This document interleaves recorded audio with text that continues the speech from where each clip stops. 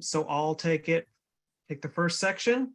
First, I also want to acknowledge where we're calling from, which I'm on the unceded territory of the Musqueam, Squamish, and Tsleil-Waututh people. And if you're calling in from outside of those lands, feel free to throw that in the chat.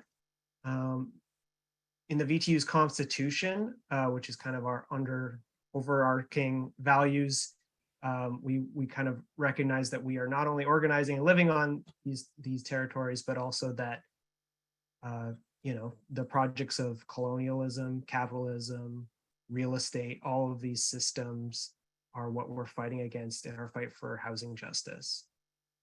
And just to get started here, here's a quick overview of what we're going to run through tonight. So estimated time between 30 and 60 minutes. We'll do a quick intro, the rules of eviction, which are kind of like the overarching laws around eviction. Oh, what am I doing? I have a script right here. I'll read the script. So this workshop is based on the Eviction Self-Defense Handbook, which was actually produced by the Downtown East Side SRO Collaborative Society in partnership with Pivot Legal Society. So we're just fellow renters like you. We're not lawyers, but that handbook was at least co-written by people with legal minds. And it's meant to give you a basic understanding of your legal rights and responsibilities during the eviction process. Most of what we're going to be discussing is covered in the handbook, so you can have a quick reference in the future. But we're also going to wrap up the workshop talking about how we as renters can work collectively with our neighbors to prevent evictions. So yeah, just a quick reminder, we're not lawyers. This is a peer-led workshop. And let's get started. So yeah, the basic rules of eviction. Landlords must follow the laws, and it's not legal for a landlord to give you a verbal eviction notice or a text eviction notice or any kind of arbitrary timeline of when you need to be out.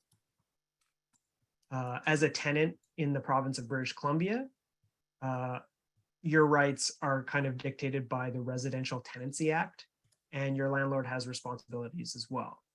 So the Residential Tenancy Branch, also known as the RTB, is the body of government which is supposed to mediate between tenants and landlords. The RTB has a dispute resolution process, and that's meant to settle any kind of dispute, including evictions. The process, though, can be somewhat complicated, and that's why, many stressed and overwhelmed renters getting an eviction notice usually seek help from legal advocates, or sometimes they're too intimidated to fight their evictions at all. On top of that, many renters know from experience that landlords also do not follow the law. So that's why we're running through some of those laws. So here are those rules. No matter what kind of eviction notice you get, your landlord must give you a proper eviction notice. So that means it has to be on the proper form that you can get from the government website. There's a little example there in the bottom corner. They have to serve you this eviction properly. It means it has to be delivered in any method that the government considers valid, which could be in person. It can be email now. It can be posted to your door. It can be sent via registered mail, or just regular mail. And the form will actually say right on it what the valid delivery methods are, so you don't need to remember. You can just look at the form.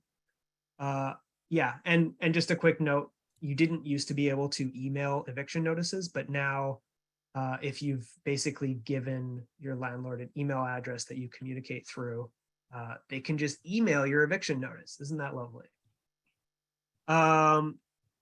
So they also have to justify the eviction. So the reason for the eviction would be the type of notice that you get. They can't just evict you for any reason, and they can't evict you immediately. So they cannot make you leave. There's a set timeline based on the type of notice you get, which we'll cover in a minute. And they also cannot change your locks. So they can't just lock you out of your place while you're not home. And unfortunately, this does happen. So yeah, if any of these rules are violated, including just filling out the form incorrectly, you can dispute your eviction notice at the RTB, and you would likely be successful. Another just quick note, if you're not sure whether or not your housing situation is covered under the Residential Tenancy Act, such as social housing, you could just proceed as if it does. There's no harm in that. The other thing to know about evictions is, while your landlord can't kick you out right away, you still need to act relatively quickly. So there's timelines in which you can respond. This is because in BC, the law assumes that a renter has accepted their eviction notice if you do not file a formal dispute at the RTB. So if you ignore the notice and then do not move out, the law is basically on the side of the landlord, lets them apply to force you out, either with the court bailiff or otherwise. And then so every type of eviction notice, there's a set amount of time for which you can file your dispute. So you have to act fast to meet those deadlines. It's also worth noting that when you file your dispute, you don't have to give your evidence against your eviction notice at the same time as you're filing for dispute. So if you have 10 days to file your dispute and you've met that window, you can actually present your evidence later. And generally speaking, you do need to get your evidence to the RTB 14 days before your hearing date. So once you hear back from the RTB, they tell you your hearing date, and you have 14 days before that to submit your evidence. So yeah, just to summarize, BC law puts it on renters to dispute our own evictions. The law does not intervene for us. If we don't act, the eviction notice is considered enforceable. So when it comes to fighting evictions, filing an RTB dispute is more often than not a critical and necessary step. Organized tenants and advocates have many critiques of this system. We don't believe that the RTB dispute system levels the power imbalance weighted towards landlords. And also putting the onus on renters to dispute our own evictions means it's easy for landlords. There are also gaps in our rent control laws that make it very profitable for landlords to try and evict long-term tenants. So all of these reasons might be why BC has been dubbed the eviction capital of Canada in recent years, which is actually based on Statistics Canada findings. But with that being said, when it comes to filing evictions or fighting evictions, filing an RTB dispute, yeah, somewhat necessary. Okay, so we talked earlier about kind of like the different, like a landlord must give a justified reason to evict you.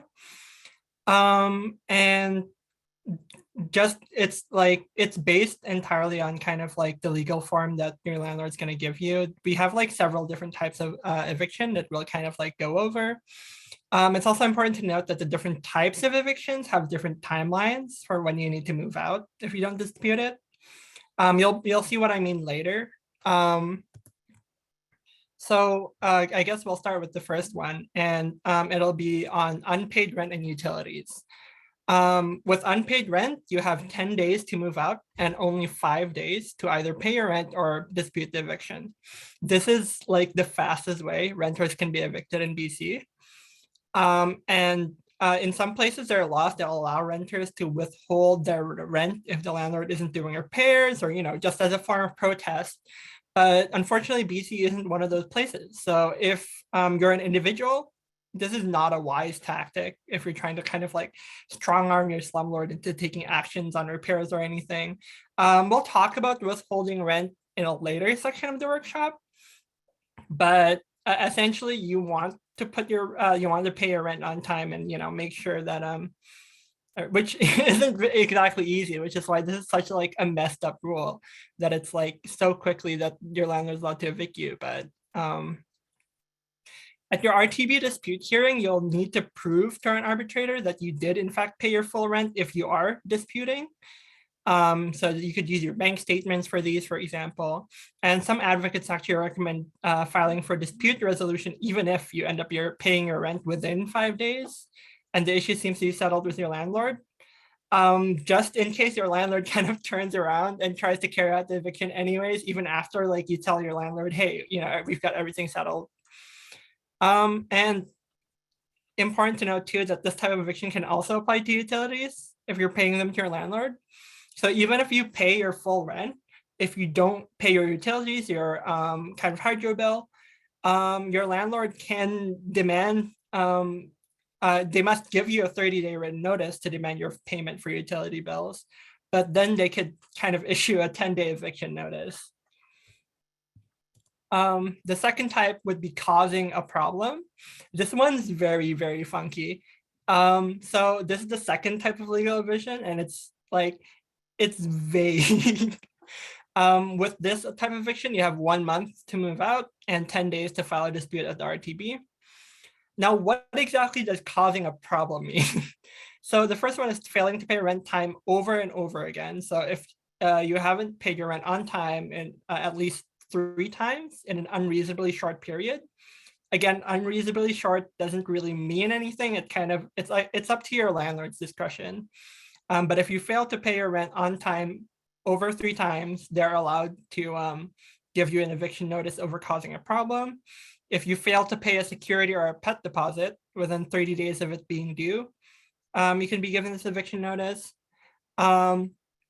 Significantly disturbing or interfering with another tenant of your landlord, or allowing an unreasonable number of occupants, even if there is no occupant limit in the lease. Now, as you can see, a lot of these reasons are very vague, and it's kind of up to the discretion of your landlord as to what does an unreasonable number of occupants mean? What does significantly disturbing or interfering with another tenant mean? If we look at the next slide, there are other kind of examples that are given. And, all of this just kind of it feels like it's more up to the discretion of your landlord, and it feels like you don't really have a lot of power with these laws. And that's like a pattern that you'll see with a lot of these tenant protection laws. They're not there to protect you. I hate calling them tenant protection laws because a lot of the time they're kind of iffy and they're sided more towards the landlord than anything else. So moving on to the next one. This is even worse. Landlord's use. So if the landlord would like to use the property, you have 2 months to move out or 15 days to dispute it. Landlord's use can mean either the landlord or a close family member of the landlord intends to live in the unit, or it might mean that the landlord's trying to sell the property and the new owner wants to live in it or move a family member into the unit. It's important to note with the last part that your landlord cannot evict you before a property is sold. That is entirely not legal. It's only legal if the buyer intends to move into the unit themselves as their home. And here's the last part, and it's the spicy part. It must be enforced in good faith, meaning the landlord must honestly intend to use the rental unit for the purposes stated on the eviction notice. But what does good faith, how does good faith work, right? Again, we'll kind of go through this because sometimes your landlord could be entirely dishonest in evicting you for use, and you'll have no way of proving it unless you bring it to the RTB. If you think your landlord is being dishonest, you can challenge their intent at dispute resolution. And in a dispute resolution hearing, the onus is on the landlord to prove they're acting on good faith. Sometimes a landlord would when they say they're bringing in a close family member, they'll bring in a friend instead, or an uncle or a cousin, or just someone who they're unrelated or not very closely related to. Those don't count. It has to be parent, child, or spouse, or the parent or child of their spouse. And the difficulty with disputing this type of eviction is that it's difficult to prove that they've acted in bad faith until you've already lost your housing. So, and it's hard to dispute this when you're homeless. Which is why this is probably one of the easiest way and one of the most popular ways that landlords have tried to evict tenants, and it works too. And it's really scary. If you do find evidence that your landlord or the new property owner is not living in the unit after you move out, you can absolutely still file for a dispute resolution, and you could be rewarded the equivalent of 12 months rent as a penalty.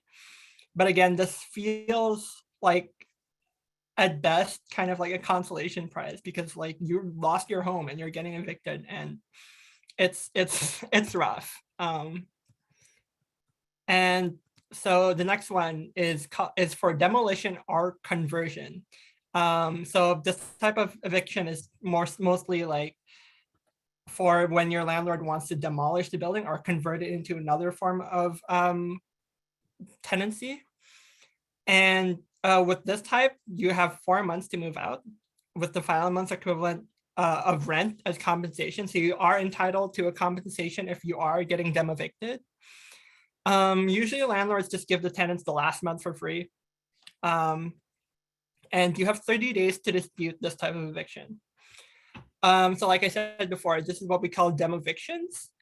This might be because the property is being redeveloped. Many cities and towns in BC now have municipal bylaws that require landlords to give tenants compensation packages, and in some cases assistances with moving out. So be sure to call your city if you aren't sure how it would apply. So I live in Burnaby, so it's like it works differently depending on like where you are in the greater Vancouver area. One thing the Vancouver Tenants Union had fought for is for stronger municipal protections packages for tenants getting them evicted, because frankly, like a lot of time evictions, especially with like the fact that we don't have vacancy control, you're moving out from a place that like you could afford to a place where like, you know, you could barely pay for rent nowadays, because like things are like so much more expensive than they originally were. And so these protection packages don't really do much. So that's the one thing that we've been fighting for. And talking about conversion refers to the landlord converting your unit into something other than a rental unit. For example, a caretaker unit for a property manager, or into a kind of condo or a co-op or something similar to that. This is probably going to be pretty rare. You're probably not going to be encountering this very much, especially in purpose-built rental units in BC, because most larger cities have zoning bylaws to protect rental units from being converted. If it's for a caretaker suit, it's probably a good idea to investigate whether there's already a caretaker unit in the building or if other tenants got the same notice, because sometimes landlords would say that they're trying to build a caretaker suit, and it's just a way for them to justify an eviction without actually having to have a proper reason for it. And it's a very easy way for landlords to kind of like sneakily do a renoviction. And finally, the last one is, this is actually very important to know, because this has actually changed recently. So this used to be an eviction for the purposes of renovation or repairs, otherwise known as renovictions. And actually, as of last year, I think it was July 2021, instead of delivering the eviction notice to you, your landlord must submit an application with evidence to the RTB. So they must show the scope of the work they intend to do requires your unit to be vacated. It must also be necessary to prolong or preserve the life of the rental unit. And they have to show that they have the necessary permits or documentation to carry out the renovations. The RTB will contact you to let you know that there is an opportunity to present counter evidence to this. Now, here's the messed up part. If the renovation is approved by the RTB, they will issue an order of possession. They'll give you 4 months notice to move out. And again, you still get the final month fee. But you don't get to dispute this anymore. Like if your landlord sends this to the RTB and the RTB says, hey, yeah, go for it, there's no way for you to dispute it. You're renovicted, just like that. There's no way for you to like fight back against it. If you live in a building with 5 or more rental units, the landlord also has to give you a right of first refusal to return to their unit once the renovations or repairs have been completed. But this is also kind of like a bit of a hollow gesture, because the province doesn't require the landlord to maintain your existing rent or provide any compensation to help you afford a place to live in the meantime. So if your rent is at, say, $1,500, and it's hard to find like a good kind of like single bedroom place for $1,500, And then, your landlord decides to rent evict you, and you live with 5 or more rental units. Your landlord, you can still come back to your house after it gets renovated, or after it gets renovated, but then the rent could go up to like 1,900. And it's like, you can't afford that. Like, I can't afford that. I don't know about anyone else. So it's kind of like, it feels like a protection, but it's not. It's really not. And actually, a lot of VTU members have fought rent evictions over the last few years before this law came into effect. Well, this new procedure does not rule out rent evictions altogether. It just encodes that certain types are allowed while others are not. And landlords can actually still get around this through just pressure and intimidation tactics. And they could offer tenants like buyouts to leave their suits. I guess this is also very important. A lot of landlords would give you buyouts if you just to kind of get you out of the tenancy. Do not accept or sign anything before you contact an advocate or a tenants union. We'll put some links on some advocates near the ends of the workshop. And make sure you write down all the details, get a witness to add their name or signature for evidence, screenshot everything, make sure you have everything written down, because usually these aren't very favorable for the landlord. And it's not like, if you accept these deals, the landlord always gets the win. Right? So just be very careful of this. So I guess one quick reminder of the eviction timelines, if you'd want to like go through it. These are kind of like the most important. If you submit after any of these dates, you can't dispute it. It's an issue. And again, like I said earlier, a lot of these laws seem like they should be like tenant protection. They're called tenant protections, but they don't really do much for protecting. It's more of a way to make them say, hey, we're doing something to help tenants, and to say, oh, we're helping both sides, when it's in reality, a lot of these laws are very like landlord heavy. This next part is Neil's part. So Okay, yeah, next section is what to do if you end up losing your dispute at the RTB, or you miss the window. This is where things get a bit heavy, but you do still have rights. So yeah, if you don't agree with an arbitrator's decision, you can still have it, you can still apply to have it reviewed by the RTB or even the BC Supreme Court. If you do intend to go down this route, you're going to need a legal advocate. And the Community Legal Assistance Society, also known as CLAS, specializes in this situation specifically. So we'll have CLAS listed at the end of the slideshow. It's also, their phone number is in the handbook. Yeah, if you stay in your place and you don't move out past the eviction deadline, you also still have rights. Your landlord still can't legally change the locks on you or remove your belongings or physically remove you from the unit. They have to go through other legal processes. So they have to then seek an order of possession, which is from the RTB. You can still dispute the order of possession, but you need to respond even more quickly and get an advocate to help with this. So basically, as things keep escalating, the more you're going to need legal advocates or lawyers to help you along with the process. So your landlord has to wait for a 2-day review period to expire. If you successfully file at the RTB, an RTB application for review, during the 2-day period, the RTB will put your order of possession on hold. Your landlord must then wait to see if the review is decided in their favor before moving to the next step. Then, if that's approved, your landlord must then get a writ of possession from the BC Supreme Court, giving it the legal authority to have you and your belongings physically removed by a court-ordered bailiff.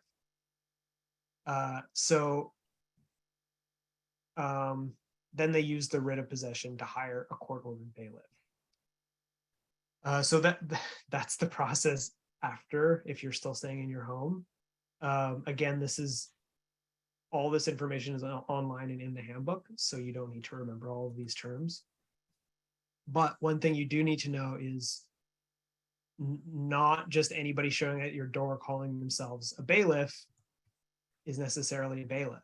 So if somebody shows up at your door and they say, I'm a bailiff, I'm here to remove you and your belongings, you should ask them for an ID and a copy of the writ of possession to make sure they are authorized. So yeah, your landlord might have just hired some person to do this. Also, the police cannot come to your door and act as a bailiff. They cannot enforce a writ of possession.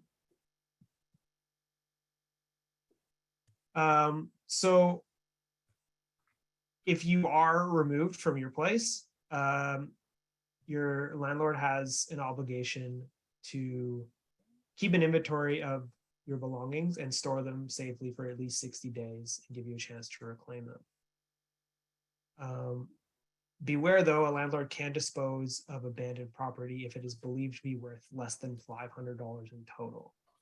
If the cost of removing, storing, and selling would be worth more than the value of the personal property, or if storing it would be unsanitary or unsafe. Okay, that was that brutal section. Yeah. So we've learned kind of like what to do when you get the notice, what to do when you don't manage to kind of like properly or you don't manage to fight it back, right? But these are like, we hope that we'll never have to be in these situations. So what can we do to avoid being put in these situations in the first place? Like, how do we defend ourselves from an eviction before the notice is sent in the first place? So we'll start specifically with like ways to defend ourselves, self-defense strategies. And these are kind of like ways that like you could protect yourself like legally. First of all, like I said earlier, getting things in writing, making sure like you have emails, letters, screenshots of text messages even. Just remember that neither you or your landlord can use a text message for documents that has to be served formally. So anything that like requires an official sheet, text messages don't work. For serious issues, many advocates recommend registered mail so it could prove that your landlord has received your correspondence. And if you and your landlord had a verbal conversation, make sure to send a follow-up email after the conversation to confirm what was said, just so that you have it in writing. Very important. The next one is to keep a tenant log. So just document every interaction you have from the start of your tenancy, even if your landlord seems like a swell guy. I've known a lot of people who had landlords who they thought were a-okay, and then they demovict them or they try to screw them over, right? So just always, no matter what, keep a tenant log. Very important self-defense, because sometimes a relationship that starts out like pretty good can like turn pretty ugly really quickly, especially with the power imbalance between tenants and landlords. You need to gather evidence of issues as they come up. If an issue does become a dispute at RTB, you will need that evidence. Specifically in terms of like deposits, probably pretty important to kind of like, as you come in, take pictures of the room, but also like if there is a major like thing that needs to be fixed, make sure to show, like make sure to have pictures of it, make sure to have photos, videos, you know, have someone who could like corroborate like the fact that like, oh, this thing just got fucked. Like I didn't fuck it up. You know, something like this thing just got fucked on its own. And most importantly, especially in BC, do not withhold rent. So in other places, withholding rent is a viable tactic to pressure landlords to follow the law and to like, you know, fix repairs and deal with issues. Doesn't work in BC, especially as an individual. You should not do this because like we said earlier, withholding rent for any reason will get you a 10-day eviction notice. And it's a free way for landlords to evict you. And finally, you could talk to free legal advocates. Again, we'll have like a list of all the like major legal advocates, but one of the ones that have been the most helpful is TRAC, Tenants Resource and Advocacy Center. So I posted the link on the chat. and they have a tenant info line that you can call on most weekdays, and this can usually help kind of like inform you of what to do. It's important to remember winning at the RTB is 90% evidence and 10% story, which is why I was putting such an emphasis on keeping a tenant's log and having evidence and having photos. Have as much evidence as you can to support yourself.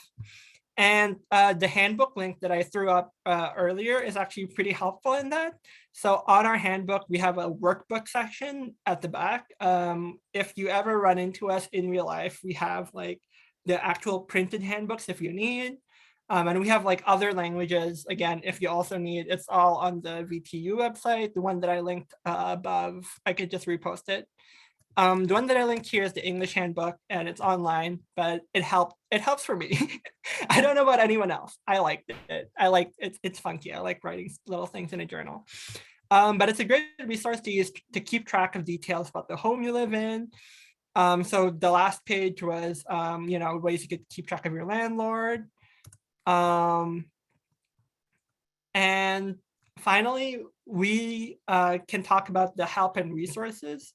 So like Neil said earlier, a lot of the time with disputes, you kind of need to have legal advocates because it gets really, really like legal and like a major issue like very quickly. And again, we come back to kind of like this like power imbalance between landlords and tenants, because a lot of these landlords have multiple tenancies, they make a lot of money, and a lot of us don't have the resources to kind of like hire tenants or hire good legal advocates. And they're also in very short supply. So if you really need a legal advocate, it is very important to get in touch as soon as you need one. But it's important to remember this power imbalance in the RTB. It's always in the landlord side, just because the landlord has so much more resources. They're much more experienced than you at navigating the RTB, more likely than not. And we have a list of all the legal advocates in BC right here. So depending on what is most appropriate to you, you could kind of call them up. Again, I personally recommend Track because they're the one that are the most able to help, most all-encompassing. But all of these kind of like do different, or provide services differently. So check them out. But so we talked earlier, like these laws, when you fight them individually and when you fight them legally, it's so biased towards the landlord side because you just don't have the same resources. This is why we need collective power. So collective power means working with your neighbors to defend against evictions. Not all tenants have neighbors with the same landlord. Maybe you live in a lone basement suite, maybe you live in like a single family home. But if you do, you should definitely try to work together on common issues. This starts with just meeting, getting to know your neighbors. If you see them in the hallway, say hi, ask for their number. You'll never know. Even if it doesn't seem like you'll be friends, even if, they seem hostile or something, get to know their situation and keep in touch. Get their contact info. This can help you stand up to landlord intimidation and harassment together, and to know if your neighbors are experiencing similar issues. So when you're talking with your neighbors, it's important to kind of like share what you know. Maybe it's an interaction that you had about a maintenance issue. Maybe it's, know that your mutual neighbor was evicted last month, or maybe you could share what you're learning today. And often you'll realize that they all have very similar issues and interactions. And just like, eventually you could start like a building group chat. These are really easy and really great for this. I was working with a bunch of tenants earlier in the week in Mount Pleasant. And they just like, a couple of them just found out that they have asbestos in their basement, because this is something that the landlord only talked about, or the building manager only talked about to a couple of them. And the sign that says it has asbestos is kind of like covered up. And so a lot of the people in this building didn't even know that they had asbestos in their basement, that's scary, right? And so it's important to kind of like keep in contact with your neighbors, talk to each other, talk to people from different floors. If you're in the laundry room, say hi. And eventually, like all of these like tiny little interactions, you start talking to each other and you start talking about like, what has been talked about, what your landlord has done. And it could lead to you taking collective action together. You don't have to fight your landlord alone. So what this means is very different depending on like who you talk to. Like every building has a different way of fighting, right? Some try to do a joint correspondence.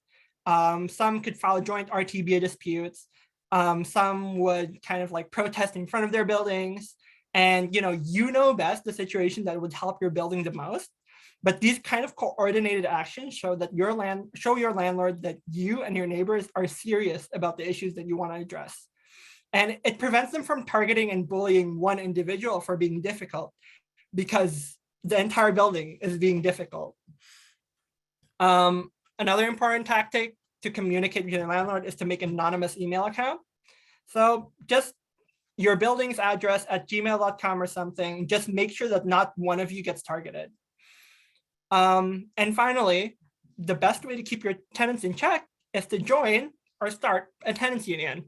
I'm biased because the VTU has helped me with a lot. My landlord kind of tried to fuck me over a couple times. The VTU completely like helped me navigate that. And, just knowing like that I could do like with collective action that I'm able to kind of like keep my landlord in check and everything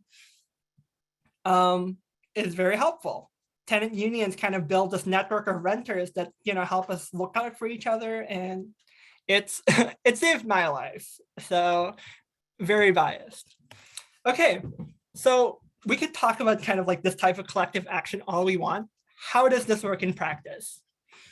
So one thing that's been a major issue for tenants is mass evictions. People's apartments would be sold to new owners who want to push all the long-term tenants out so that they could raise their rents, because we don't have eviction control. And they use shady tactics. They use intimidation. They don't respond to maintenance requests. They offer major buyout packages to get tenants to leave. And one of such cases is in 2018, where we would hear about a company like over and over again from different tenants in different parts of the Lower Mainland. They're called VS Rentals. And when we spoke with tenants and did some background research, we found that there are two companies operating out of the same office in downtown Vancouver, VS Rentals and Caltrick Properties. Caltrick is a development company and the parent of VS Rentals, which is a property management company that tenants actually deal with. We in the VTU kind of help connect tenants in the different buildings in various stages of renovations. Sometimes the tenants have already left, and others were just getting buyout offers. And then once we got all these tenants in the same room, and once we got them connected to each other, we went public. A bunch of the tenants got to hold a rally outside the landlord's offices in downtown Vancouver, and just exposing all of the dirty tactics that the landlords try to use to push the tenants out. And we got a lot of press coverage, which pushed the company to kind of ease up and drew a lot of attention to kind of like all of these little loopholes that these like landlords are able to use so that the municipal government could look into these issues. These tenants have had to stay really vigilant and continue to fight these dirty tactics, because they didn't stop after this one incident, but they came together and they kept working together to fight back. And most have been able to keep their homes until now. Another example is these people in August 2020. They're tenants in 3 different homes in Broadway and Carolina Street. And they were all giving them eviction notice by a developer. They're called Port Living. This was directly after the lifting of the moratorium on evictions during the very first wave of COVID-19. And a bunch of people from the Mount Pleasant chapter, I fuck with them super hard. If you're in Mount Pleasant, hit them up. They saw their neighbors get evicted in the middle of a pandemic, and they're like, yo, what the fuck, right? And this is also the developers could cash in on condos, right? So a bunch of people from Mount Pleasant and a bunch of these people's neighbors all organized for weeks in solidarity with the tenants to draw attention to the issue. Again, holding a rally, trying to push the developer and the city of Vancouver for just compensation for the tenants. And these tenants were low income too. They're disabled and racialized seniors. And finally, working together and like doing these solidarity strikes, a deal was reached. The tenants secured a new home. They weren't allowed to move in until October 8th after the eviction. But the developer and the city refused to kind of like let them stay in. And we picketed. We mobilized the solidarity picket from 8 a.m. to 6 p.m., 3 straight days, until the tenants won a stay of eviction in the courts. This was big. This was really big because it's very hard for something like this to happen. In the following days, Mount Pleasant chapter kind of helped the tenants of Broadway, Carolina move into their new homes. There are so many stories of these, and you don't get to hear it because a lot of the media don't really care because it kind of goes against their ideas. But there's so many stories of this just in Vancouver alone. There I dropped a link to kind of like a bunch of eviction defense stories if you want to read more, read ways that you could fight back, read ways that people have successfully fought back. And it's like when you read the stories, you kind of realize that, hey, you know, I'm not alone. There are ways for me to fight back. I'm not like completely powerless. And it's through collective action, through working together. It's a lot easier to kind of like fuck with a landlord when you're all together and the landlord doesn't have all the power. So that's everything. Thanks for coming. For more information about tenancy and dispute resolution, you could go to the track website. I posted it up there, the tenants.bc.ca. If you're interested in joining the VTU, you could email info@Vancouver Tenants Union, or you could check out our website. And if you are getting evicted, we have a website to kind of like help report your evictions. It sucks getting evicted. It sucks ass. Like I know a lot of my friends who are getting rent evicted or dem evicted